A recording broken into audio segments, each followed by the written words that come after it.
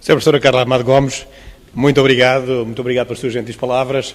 Cumprimento a si e na sua pessoa todos os organizadores deste encontro, que bastante interessante e reflexivo é, por forma de permitir um diálogo entre pessoas, entre técnicos, entre professores, entre pessoas que se preocupam com estas matérias dos dois lados do Atlântico, que falam a mesma língua e que, imbuídos dos mesmos objetivos, se procuram encontrar respostas para preocupações comuns. Queria também saudar-vos todos vós, a todas e a todos vós que aqui estáis, também numa tarde outonal, mas quase de verão, bem bonita e que nos coloca de bem com a alma e com o nosso espírito.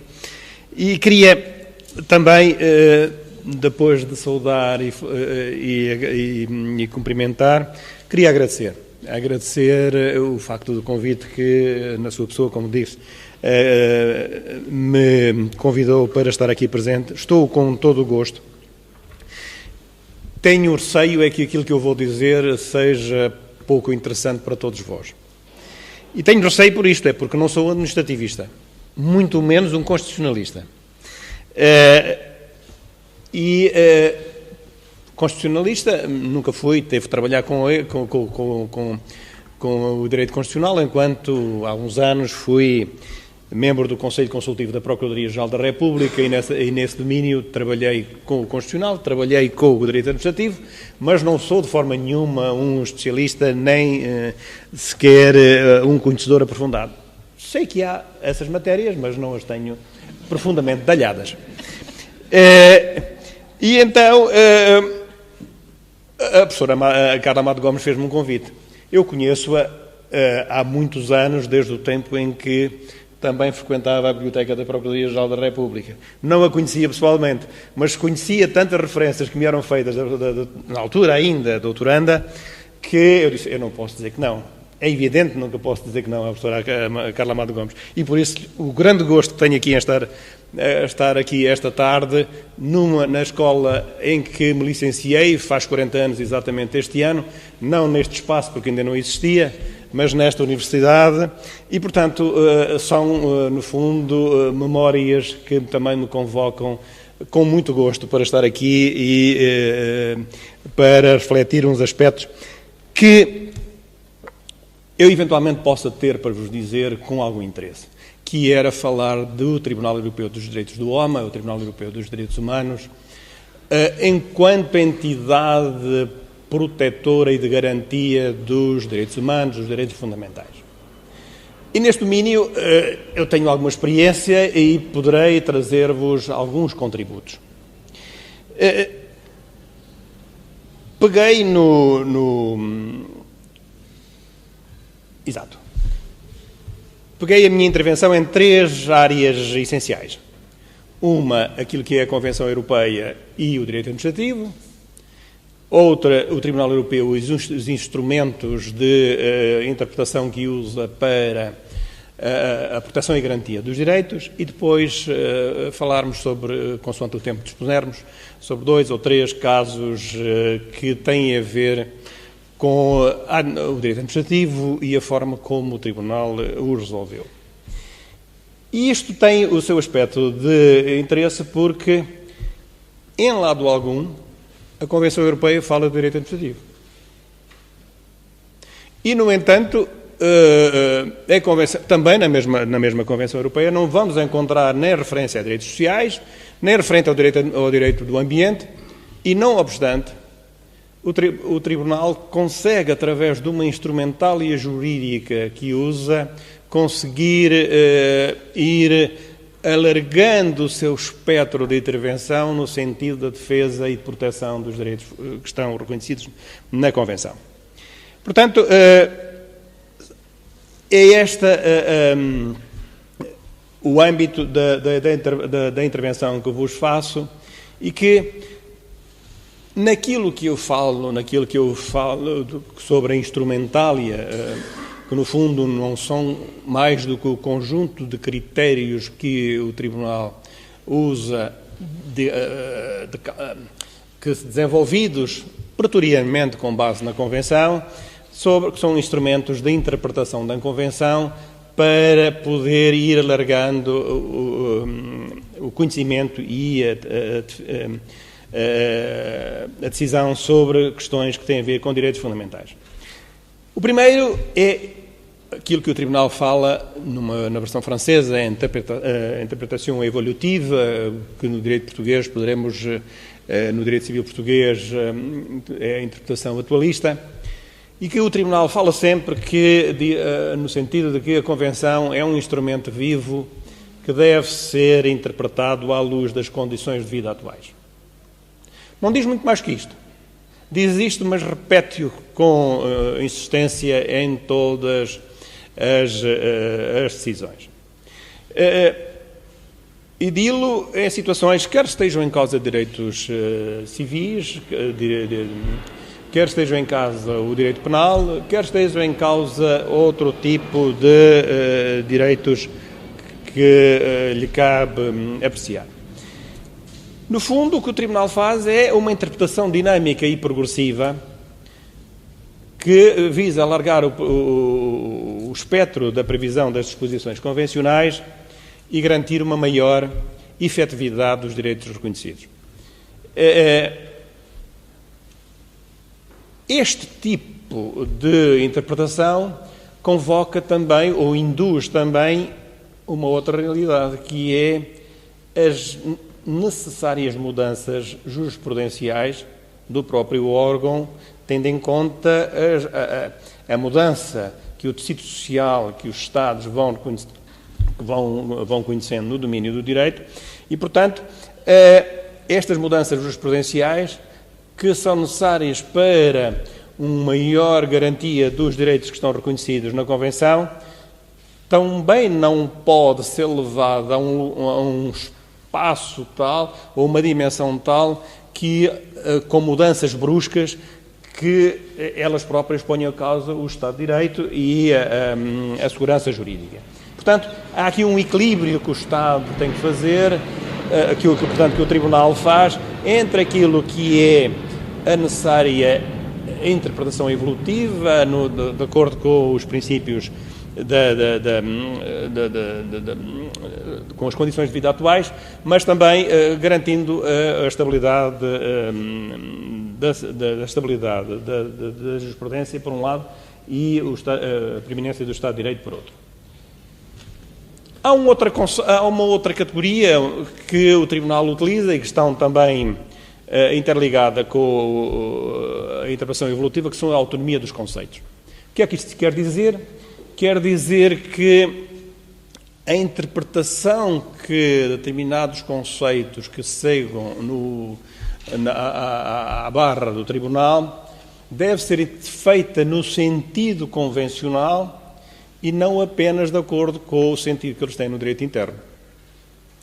É assim que, por exemplo, quando o Tribunal fala em direitos e obrigações de caráter civil, acusação penal, conceito de lei, o conceito de propriedade, todos estes conceitos são densificados de acordo com a interpretação do Tribunal, esquecendo ou partindo, mas não tomando nem absorvendo aquilo que são as dimensões que têm no direito interno. Portanto, no fundo, o que vale é a interpretação que o Tribunal diz que estes conceitos têm de valor. E é por isso que o Tribunal consegue chegar e analisar situações que, não estando previstas, reconduz a categorias que a Convenção prevê. Pois se a Convenção prevê e fala de direitos e obrigações, determinação de direitos e obrigações de caráter civil, o que importa é saber, à luz da interpretação que é feita, se o caso que lhe é trazido se reconduz ou não uma determinação de direito ou obrigação de caráter civil, independentemente da questão ter sido analisada num determinado Estado, numa perspectiva administrativa ou numa outra qualquer. E assim aconteceu, por exemplo, eu trouxe apenas referências a situações que relevam da matéria administrativa, que o direito a uma indenização, independentemente da origem do diferendo e da competência dos tribunais cíveis ou administrativos, que é o caso de Beaumartin contra a França, um acórdão de 1994. Aqui estava em causa, era uma questão de um tratado internacional e, por sua vez, e depois uma dúvida interna quem é que eram os tribunais que deveriam de apreciar a situação, se eram os tribunais administrativos, se eram os tribunais civis. O problema de uma licença de transporte público, no caso da Suécia, o caso Pudas contra a Suécia, de 27 de outubro de 1987, o problema da aprovação de uma transação imobiliária pela autoridade administrativa, ou, num caso português, no caso Barahona contra Portugal, se a indenização por ato ilícito dos poderes públicos, independentemente da autoridade pública ter agido de acordo com, sob o domínio do jus imperi ou de acordo com o jure gestionis. Portanto, é neste quadro que o Tribunal vai analisar as situações e saber, independentemente de se tratar ou não de matéria administrativa, se ela cai dentro da sua área de intervenção. Uma outra matéria são as obrigações positivas dos Estados. O que é isto? Um juiz, tribunal, o juiz Martens, dizia no seu inglês que as positive obligations, portanto as obrigações positivas, requeriam que um Estado parte agisse.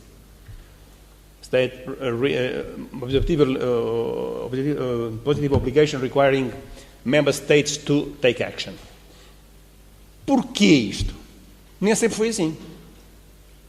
Ora bem, o que acontece é que as liberdades fundamentais, os direitos fundamentais, os direitos humanos reconhecidos pela Convenção, no passado apenas se pretendia que o Estado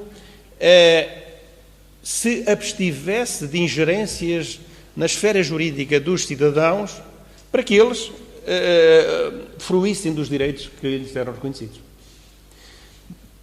A breve espaço reconheceu que isto só por si não bastava para o reconhecimento dos direitos. Os Estados tinham que criar situações para que os direitos que estavam reconhecidos efetivamente se tornassem efetivos. E por isso é que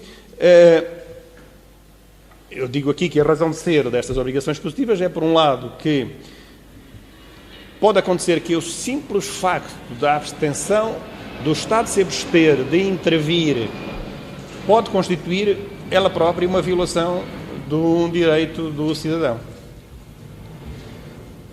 E pode também acontecer que a abstenção do Estado conduza a que determinadas pessoas possam intervir, possam imiscuir-se, possam interferir no direito dos cidadãos.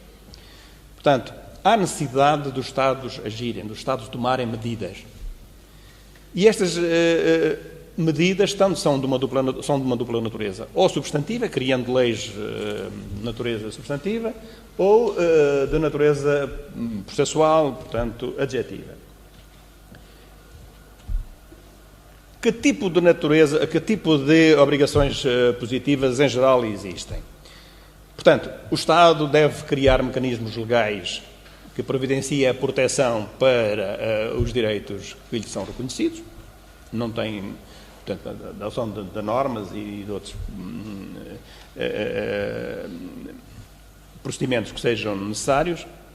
Deve, e no fundo com essas leis pode também conduzir à prevenção das possíveis violações de direitos, deve disponibilizar um conjunto de informação às pessoas sobre potenciais riscos de violações dos seus direitos, deve agir contra a violação dos direitos, portanto, dessa forma fazendo com que, tendo agido, tendo os prevaricadores sendo sancionados, essa forma possa também levar a que não haja futuras violações e deve disponibilizar um conjunto de recursos para as pessoas para que dessa forma possam prevenir possíveis violações dos direitos humanos. Portanto, estas são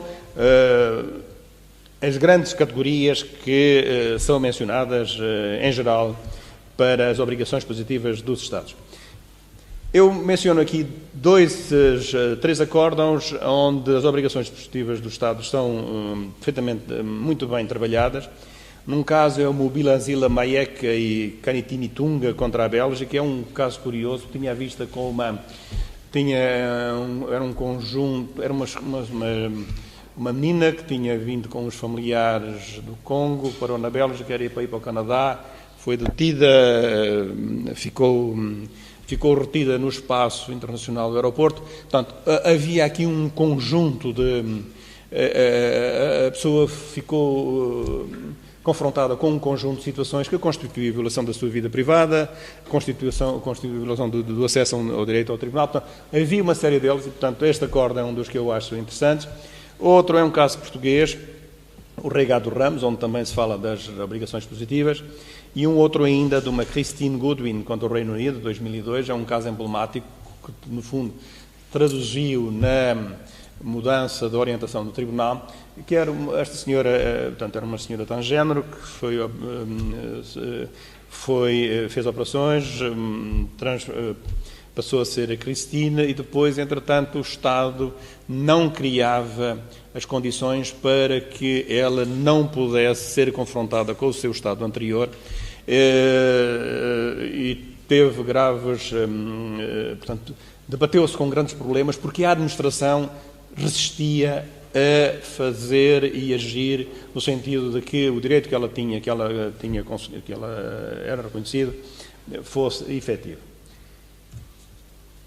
A margem de apreciação dos Estados é também um outro instrumento que, no fundo, depende sempre das condições, das circunstâncias de cada caso e da causa que está em apreciação, liga-se com as obrigações positivas e o seu interesse é que, por exemplo, o Reino Unido reconheceu a necessidade de inscrever no preâmbulo da Convenção, de acordo com o Protocolo 15, que ainda não está em vigor, uma norma relativa no preâmbulo, portanto, uma referência às obrigações positivas dos Estados, associando-a também ao princípio da subsidiariedade, como forma de os Estados poderem ter uma maior elasticidade, uma maior discrecionariedade no sentido da maneira como agem quanto aos proteção ou desproteção dos direitos. Uma outra referência que são as medidas provisórias. Estas medidas provisórias eu refiro-as aqui porque me parecem de veras importantes, porque têm a ver essencialmente com questões de expulsão. Expulsão de estrangeiros, isso acontece nomeadamente no domínio de expulsão de estrangeiros, acontece também em situações de extradição, mas sobretudo no domínio de expulsão de estrangeiros, há pessoas que têm uma decisão administrativa de expulsão, as pessoas muitas vezes não sabem do que é que se trata, entretanto conseguem chegar à fala com um advogado, internamente não há nada a fazer em termos de medidas jurisdicionais, pode apelar para o Tribunal e o Tribunal pode proferir uma decisão provisória para que o Estado se abstenha de expulsar aquele cidadão até permitir que um exame do caso, tendo em conta o interesse das partes e o bom desenrolado do processo. Isto é fundamental, não é uma norma, este poder de definir estas medidas provisórias não decorre da Convenção, o texto convencional não o permite, decorre do texto do regulamento interno do Tribunal, mas o Tribunal decidiu de uma forma, digamos, pretoriana. Neste caso, Mamat Kolof e outro contra a Turquia, de 6 de 2 de 2005, e com este acordo também reviu a jurisprudência anterior que não permitia as decisões provisórias. Eu tinha aqui uma alusão também ao consenso, que de alguma forma penso que era interessante, mas é um aspecto menor, não o citarei. E gostaria de vos mencionar uns casos de espécie que me parece que são interessantes para perceber como o Tribunal pode chegar a analisar situações internas e daí tornar efetivo o direito que as pessoas se arrogam. No caso concreto, este caso é um caso português, não é uma decisão definitiva ainda do Tribunal, porque está pendente do Pleno do Tribunal, chamemos-lhe assim, da Grande Chambre, tem a ver com um procedimento disciplinar. a pessoa em causa tinha esgotado os meios internos para que estavam ao seu alcance. A pessoa tinha sido condenada em penas disciplinares, a última delas a aposentação, a admissão, se bem me recordo. E aqui colocava-se um primeiro problema, que era a questão de saber se estas medidas disciplinares, portanto, por violação de deveres profissionais, se estavam ou não estavam, ou melhor, se o Tribunal tinha competência para analisar este caso, se esta matéria recaía dentro da competência do Tribunal, se era ou uma questão, uma determinação de um direito de caráter civil, ou então uma matéria penal que conferisse competência ao Tribunal. Ora bem, como eu já vos disse também, no fundo a determinação, o conceito civil, de matéria civil, é um conceito autónomo, no sentido que eu há pouco disse. Agora, o que não havia dúvida é que estava em causa, por um lado, um pedido substancialmente fundado da pessoa, que tinha por detrás um conjunto de situações em que ela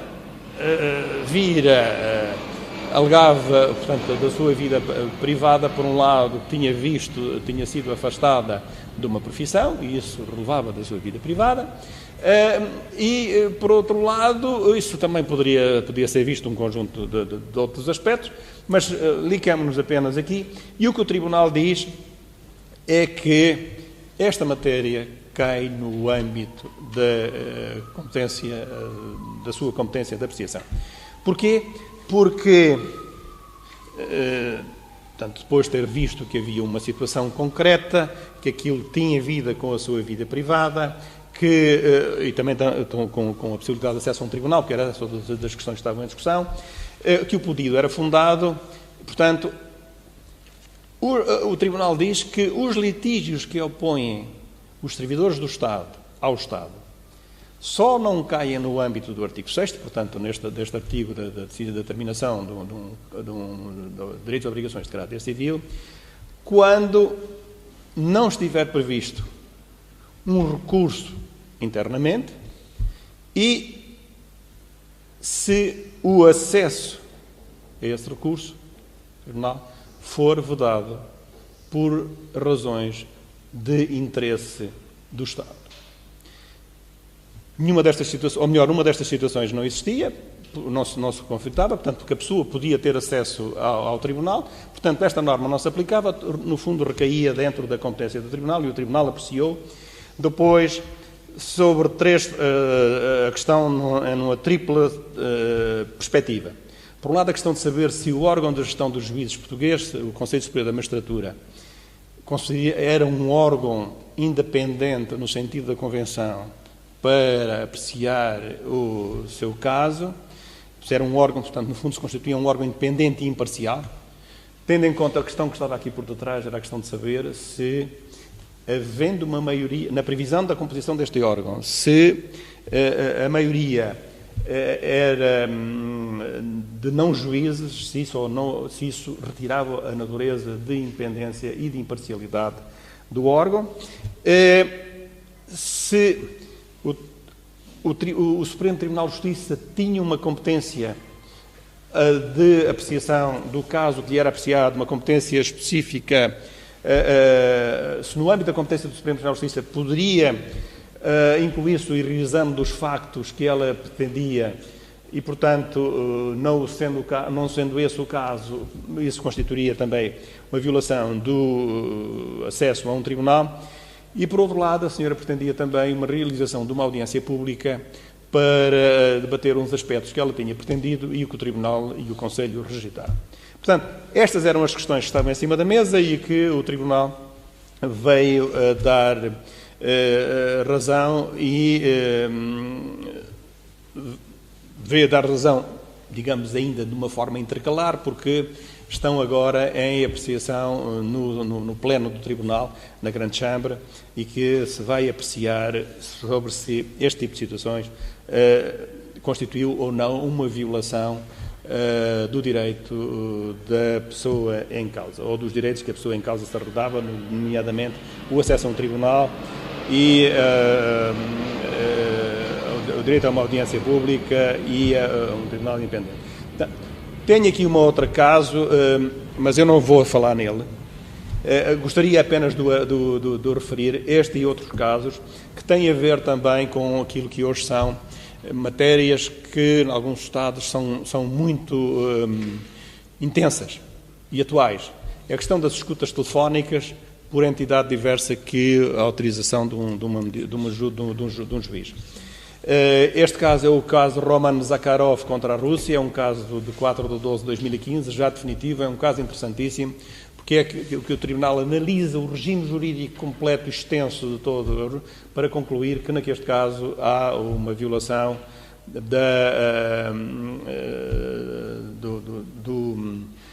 do direito. Curiosamente, aqui colocava-se uma questão que era a questão de saber se esta pessoa, nunca tendo conseguido internamente, portanto, nunca tendo sido objeto de uma escuta telefónica desta natureza, ele alegava que podia ter sido, mas como as leis internas não permitiam que ele pudesse sindicar internamente esta alegação, o Tribunal Europeu, no fundo, revendo uma jurisprudência que existia, considerou que ele tinha a qualidade de vítima para poder queixar-se ao Tribunal, para o Tribunal apreciar estas situações. Este é um caso curioso. O outro e o último, que é o caso Satakunnan Markkinaporsi e outros contra a Finlândia, é um caso de proteção de dados fiscais, que hoje em dia também estão muito atuais, e a liberdade de expressão. Quando na Finlândia os dados fiscais são públicos. Só que havia uma empresa que captava todos os dados fiscais, enfim, fez de negócio, divulgava aquilo tudo. Era uma empresa de jornalística, portanto, captava os dados todos, divulgava-os e, portanto, através da SMS, depois conseguia divulgar aquilo tudo. Entretanto, quando o Governo, por força das diretivas europeias, teve que criar mecanismos de seleção, eles vieram queixar-se para o Tribunal, alegando que, enquanto entidade editorialista, viram violado o seu direito à liberdade de expressão, o que o Tribunal não reconheceu. Isto, numa breve, com as minhas desculpas pelos 3 minutos que passei, mas era isto que eu vos queria dizer e que espero não vos tenha amassado em demasia. Muito obrigado.